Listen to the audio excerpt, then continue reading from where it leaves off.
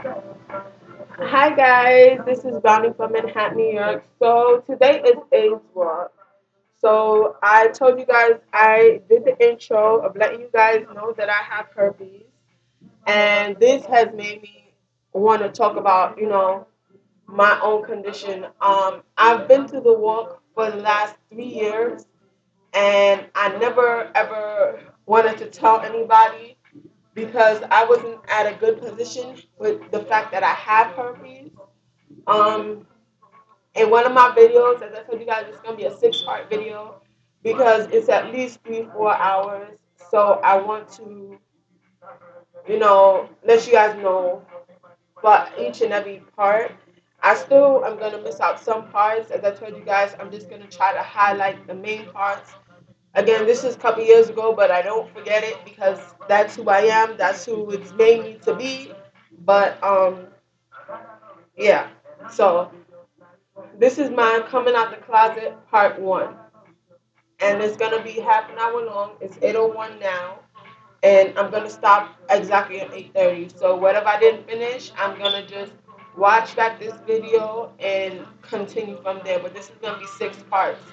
So I didn't want to give you guys a certain date because I didn't know a lot of you guys was like, when it's gonna come out. We want to know. We're listening because I let this video out about a month ago.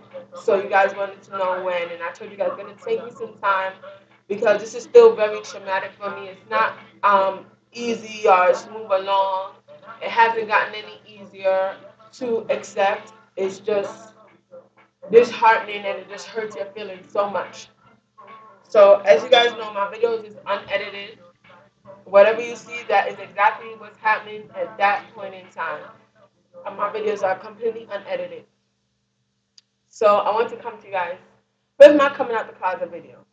So I told you guys before I wouldn't mention this gentleman's name if it happens to slip out, which I'm pretty sure it won't. But I won't mention this gentleman's name. I don't think that he deserves to be mentioned by name. I don't think that he's a human being. I don't think that he has feelings for anybody. I just think that this is just like a robot that's just like moving around somehow because you know.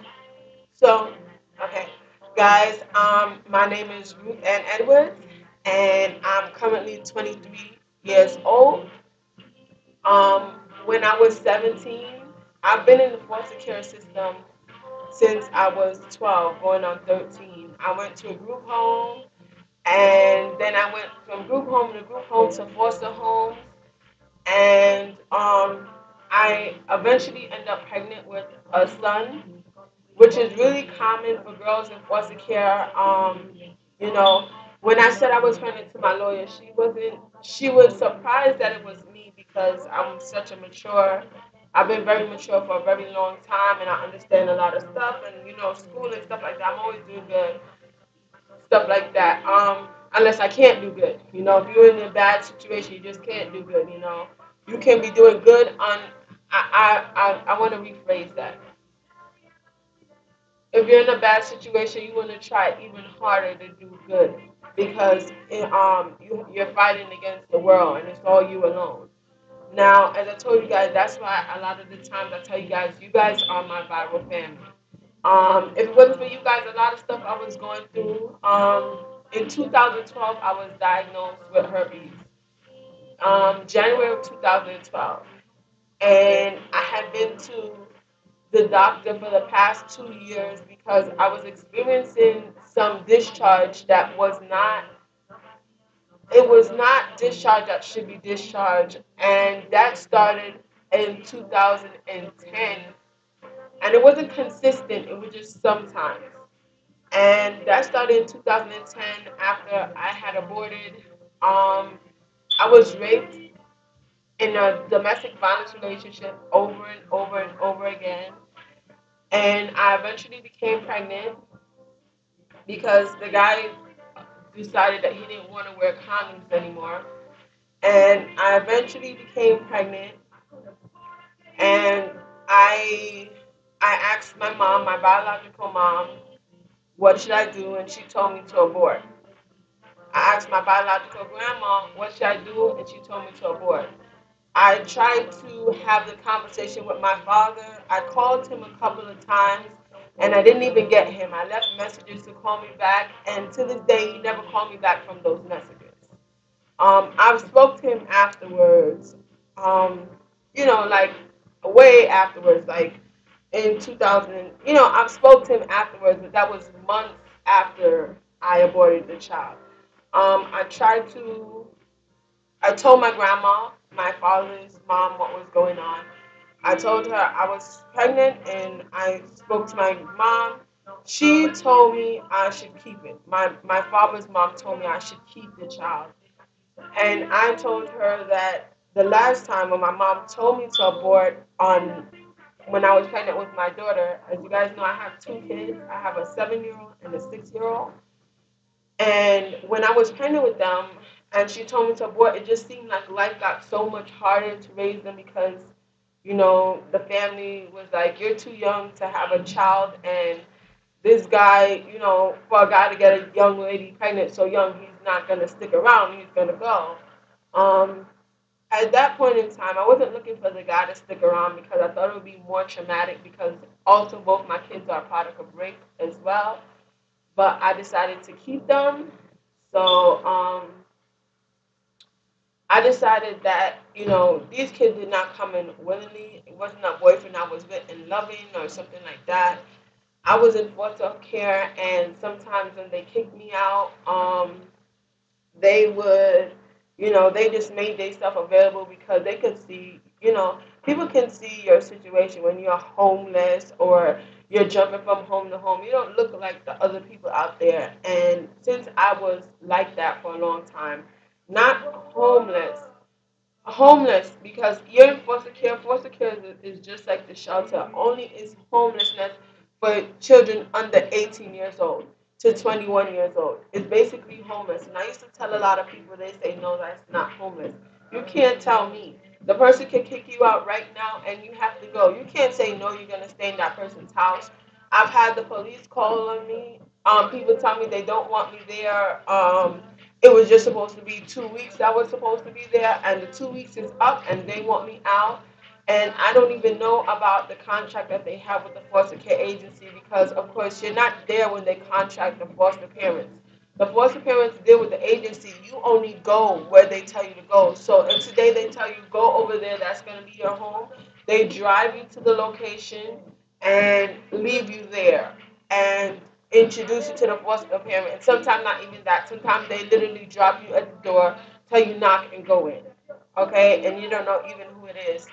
Um, Especially for the younger kids. Sometimes they don't even come in and see the home on the day that they drop you off there.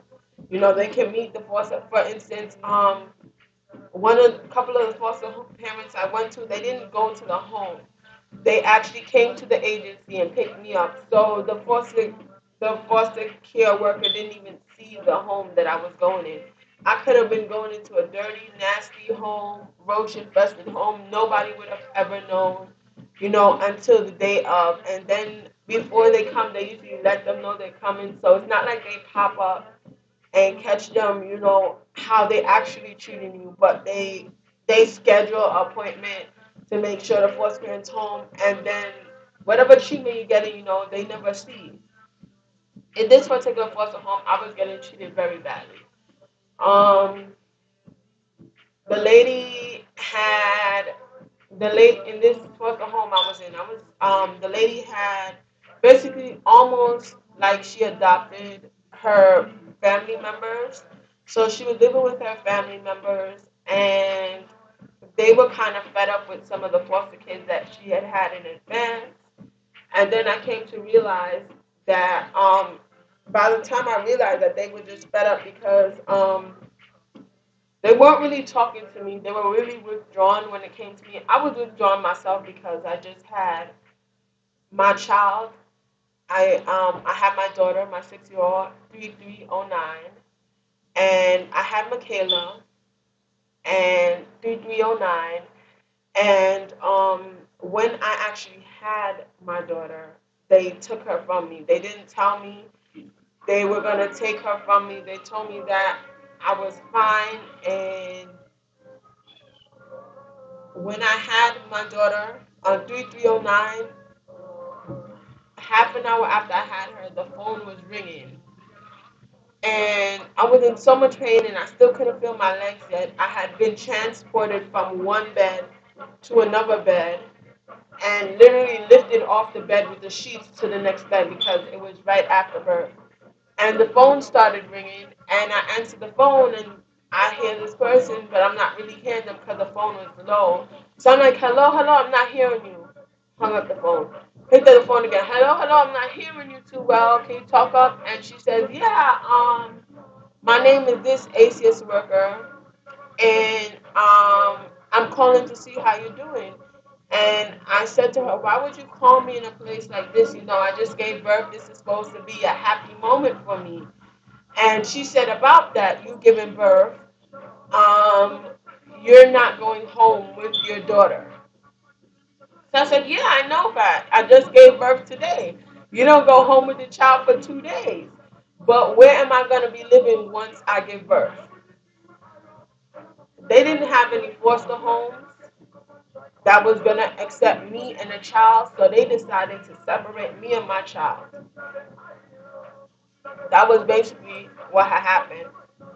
And they try to reconciliate this and try to make it sound good. That doesn't sound good to me. I'm the parent and I'm the one that it happened to, so it doesn't sound good to me any way you say it. So it doesn't matter to me. But this stuff. So after that, I went to a foster home, and they was telling that lady that she was gonna be able to. The lady had two toddlers that was like 1 and 3 years old, and the father got back the custody of them. And they was telling her, I was staying with her at the time I got pregnant, and I didn't want to be with her because the lady was gay, not bisexual, but gay. She only liked women. And being that I'm a religious person, I don't think that gays are should be. You know, that's my religion. Just like other people feel other things, that's what I feel. I don't see a gay and spit after them and say, "Oh, you're gay" or something like that. But I don't believe that you should be gay. I believe that somebody has like told this person that they're gonna be gay and forced them to do this. And if they had all choices and all free will, they would not be gay. So that's my belief. But it's 8:12 now, so I'm gonna get into it because we only have a couple minutes left. So after I gave birth, I stayed at this lady's house. Then I moved to another person's house because this lady no longer wanted me when she realized they were lying to her just like they was lying to me. And the whole time I was living with this lady, I felt like she was just being like, you know, like using me for something. And I couldn't figure out what it was because she didn't get her check yet. And I couldn't figure out what this lady was using me for. But it was just like a really sick relationship. Like it wasn't like a genuine real relationship. It was like, you know, like just really happy as if something's gonna happen that I don't know about. So she became upset and she told him she didn't want me in her home no more because she was supposed to get my child. And they told her my child is going to my biological mom's house. So that really made her upset. And she only wanted me because when I went to her home, I was 9 months pregnant. So she was just super psyched that I was going to have the baby any day. She was telling me to eat stuff that I knew would put me into labor. And I would tell her I can't eat that. She would ask me if I wanted to drink because her friend drunk and went into labor. Just stuff that she knew would put me into labor. And I was just like, this lady, you know, she doesn't have my best interest at hand.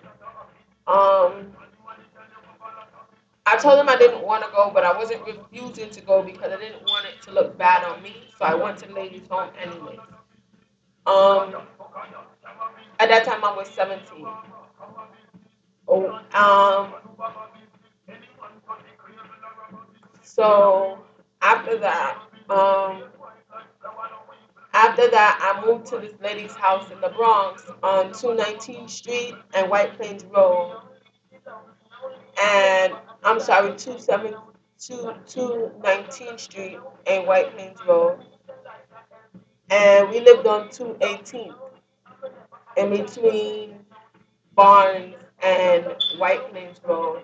So Barnes is the road behind it, and White Plains Road is a road that the train station runs on. So because of that guy living down there and what he did to me, he then began to stalk me after. Okay, we went through a couple of stuff. I told you guys it has to be a 6-part video because there's so much.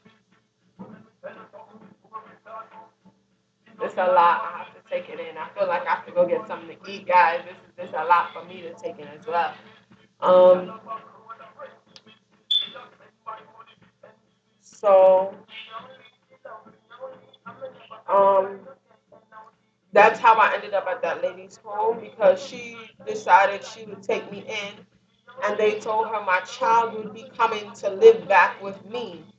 So they told me my child would be coming to live back with me, and that lady's home is perfect because she already has a crib there. So they told me I just had to finish some parenting classes and my kid would come back to live with me. So they would put me in this lady's home because she had the capability for a mother and child. Because I had my baby didn't mean that my child was in foster care, just meant that I was in foster care with my child. So after I finished the classes, I said, okay, I finished the classes. I have my certificate. Then they started asking me, I had to give them my certificate to show that I finished my classes. Um, when I went to, so I was going back and forth to family court, and of course, I was meeting all type of people with criminal records, all types of. Not saying because you have a criminal record you're a bad person, but I was surrounded by these people, and they felt like there was no way out. So they were very angry. They believed that the government was all corrupted. I believe the government is corrupted because the people run the government. So if I don't like you, that means I have all right to send you to jail. If the judge is having a bad day, even though you have so much things against you, they could still dismiss the case and send you home. But they could just be like, you know what, I'm going to teach you a lesson. I decide today I'm going to uphold the law out of all the days. So, being that I've been in foster care, I really have nobody. You guys are my family, I told you guys. My family come and go whenever they feel like it, whenever it's convenient for them. I've been in foster care for 9 years, from 12 all the way until 19.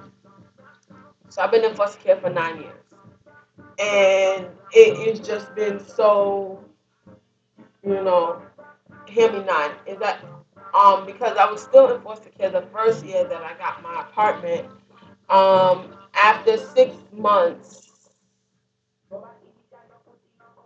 After 6 months of me being in my own home, which is like a child discharge, is when I was completely discharged from foster care. And this is something I wanted so badly. And then I didn't want it. I didn't have enough money to buy food at times.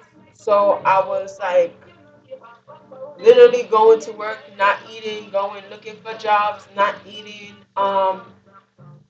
The job I had was off the books doing hair, and because this guy thought that I was still in foster care where they have to provide food for you and stuff like that, he cut down my hours. And of course, I wasn't gonna reveal to him my crappy situation, so I just was like, I didn't say anything about it. And then I ended up started working 1 day a week, which was only $30 for that day. And then I had to wait till the weekend to get it. So I was not making it for the end of the month. I was getting like $30 a week. I went from making $340 a week to getting $30.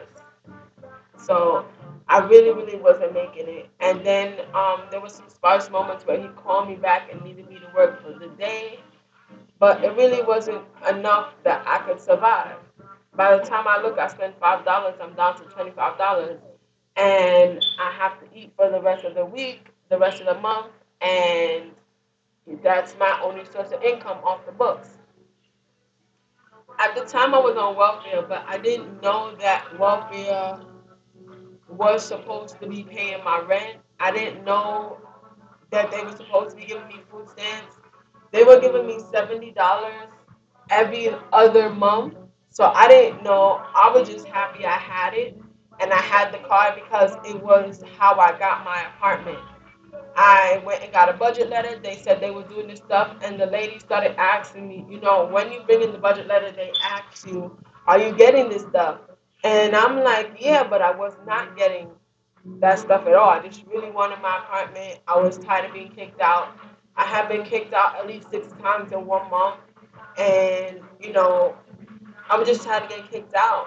Foster parents locked their door, don't want to let me in. I ended up started going partying to parties and going to clubs once I became 18 of age and coming back home just to get out the person's house. Like the person didn't even care. Like I usually stay home after school. I would go to school because at the time I was pursuing my GED, and then come home and be studying so hard because I needed to pass this test. But that person got tired of seeing me and they didn't want me in their home no more. They wanted me out. However, they're not supposed to kick you out, but they do kick you out. They do lock their door on you. They give you a key for one lock and lock the other lock and you can't get in. And a couple of times I came home and that was the case and I asked, why would you do that? And that's just something that they were doing to me over and over again. They didn't want me there. They spoke to the social worker, said they didn't want me there.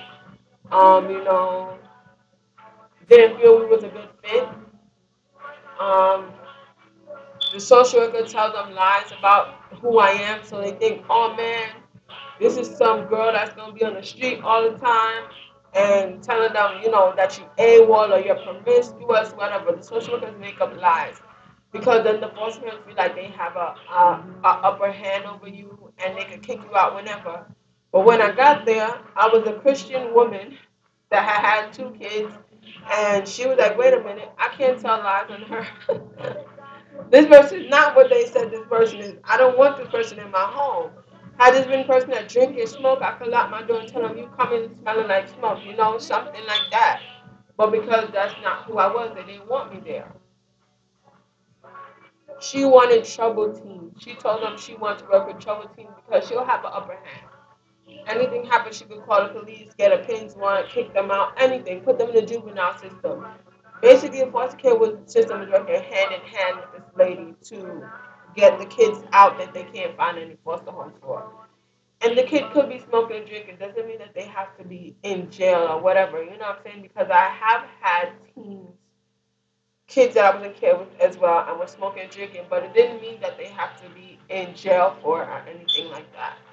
Um, so right now we're 22 minutes in, and I want to schedule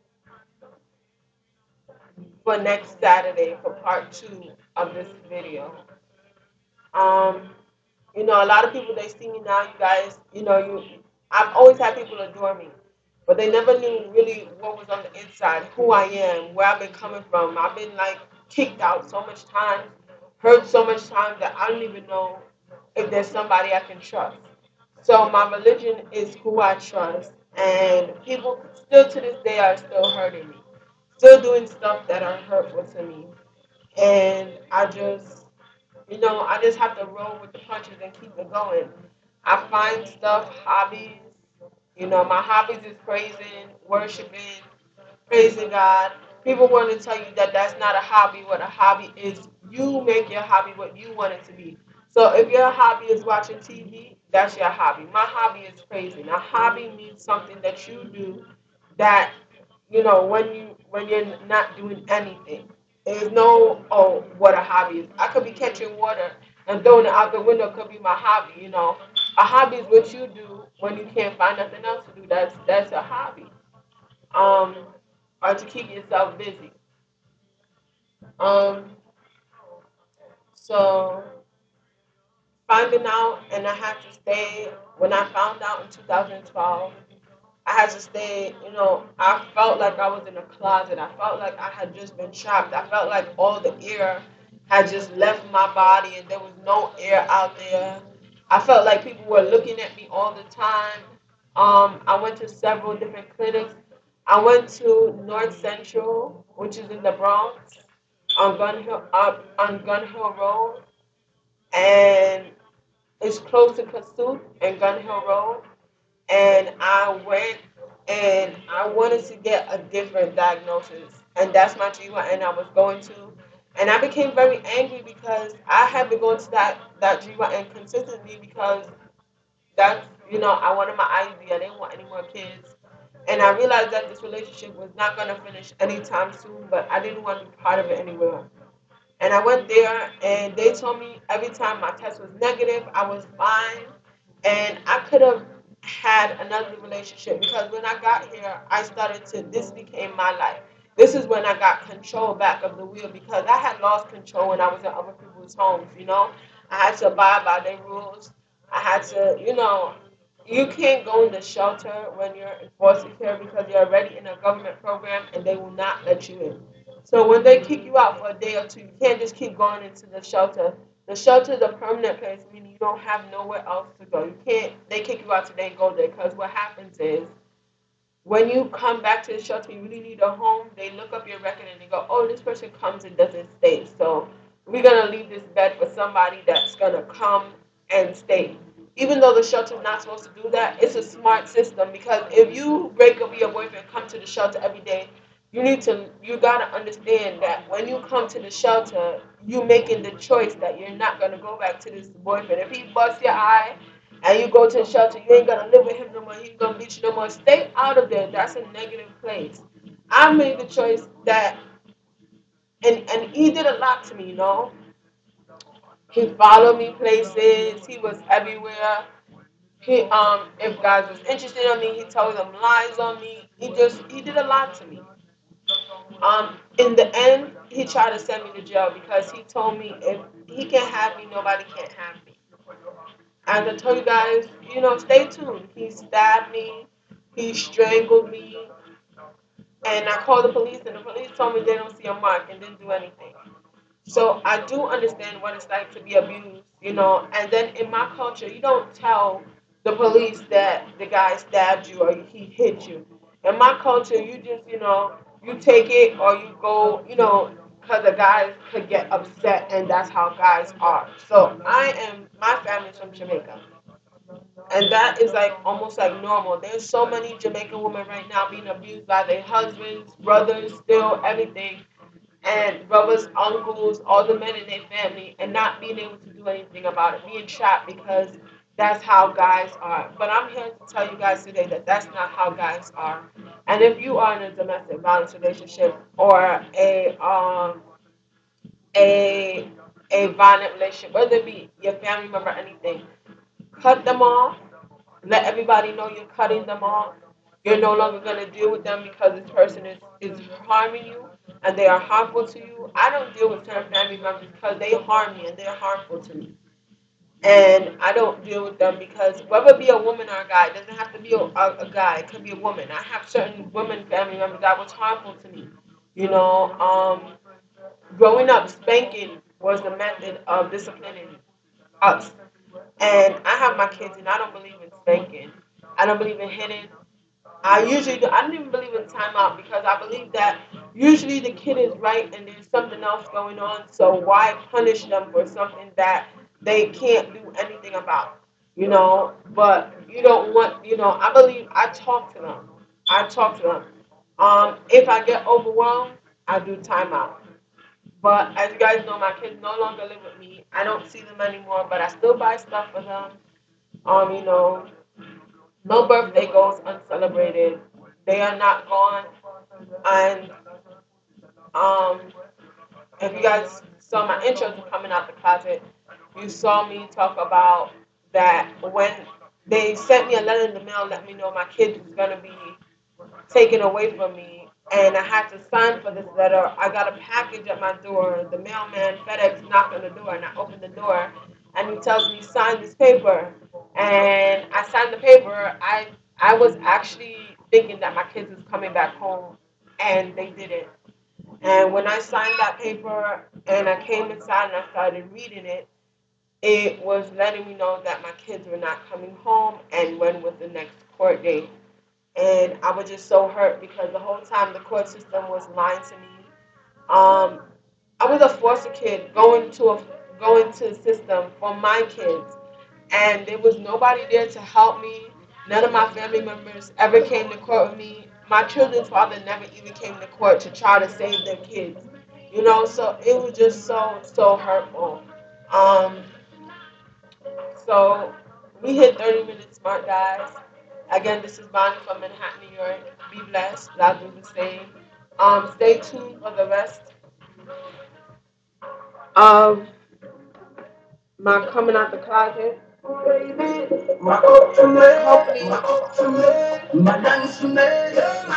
Muah. Go this video, share it, like it.